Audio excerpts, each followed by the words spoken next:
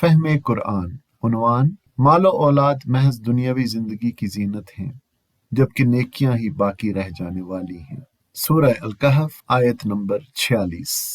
پہلے آپ اس آیت کی تلاوت سماعت فرمائیے، پھر ترجمہ اور مختصر تشریح۔ اعوذ باللہ من الشیطان الرجیم۔ بسم اللہ الرحمن الرحیم۔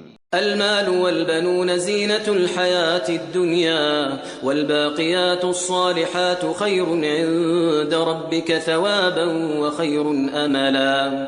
یہ مال اور یہ اولاد محض دنیاوی زندگی کی ایک ہنگامی آرائش ہے، اصل میں تو باقی رہ جانے والی نیکیاں ہی تیرے رب کے نزدیک نتیجے کے لحاظ سے بہتر ہیں اور انہی سے اچھی امیدیں وابستہ کی جا سکتی ہیں۔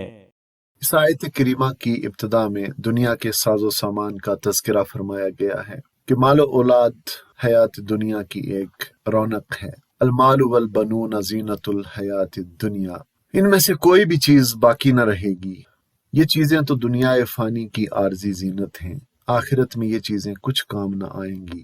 اور روئے زمین کی آرائش و زیبائش اور تمام رونقیں انسانوں کے امتحان کے لیے بنائی گئی ہیں۔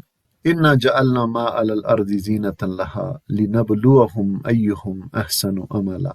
لہذا یہ حقیقت ہر وقت ہمارے ذہن میں رہنی چاہیے کہ یہ زندگی اور دنیاوی مال و متاع سب عارضی ہیں۔ یہاں کے رشتے ناطے اور تعلقات بھی اسی 4 روزہ زندگی تک محدود ہیں۔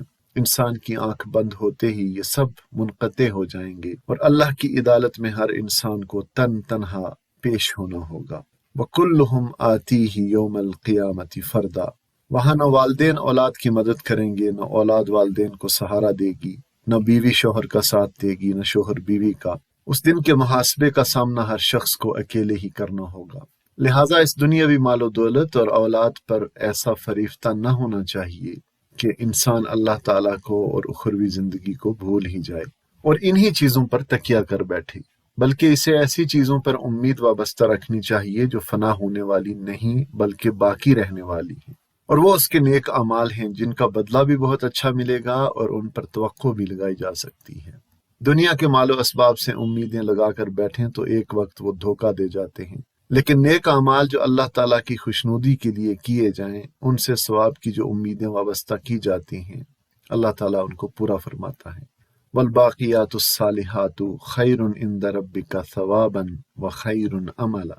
حضرت ابن عباس رضی اللہ تعالیٰ عنہما سے روایت ہے کہ اس آیت میں باقیات الصالحات سے مراد تمام اعمال صالحہ ہیں۔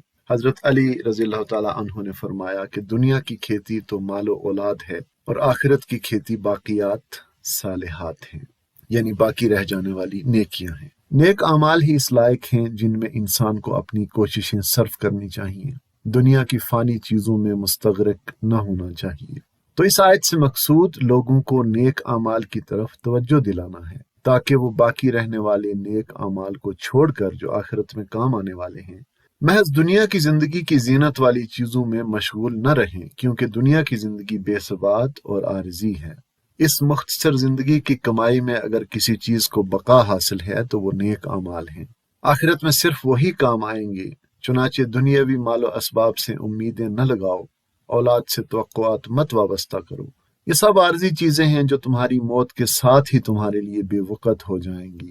آخرت کا سہارا چاہیے تو نیک اعمال کا توشہ جمع کرو اور اسی پونجی سے اپنی امیدیں وابستہ کرو۔ اللہ ہمیں بھی باقی رہ جانے والے نیک اعمال کرنے کی توفیق عطا فرمائے، آمین ثم آمین۔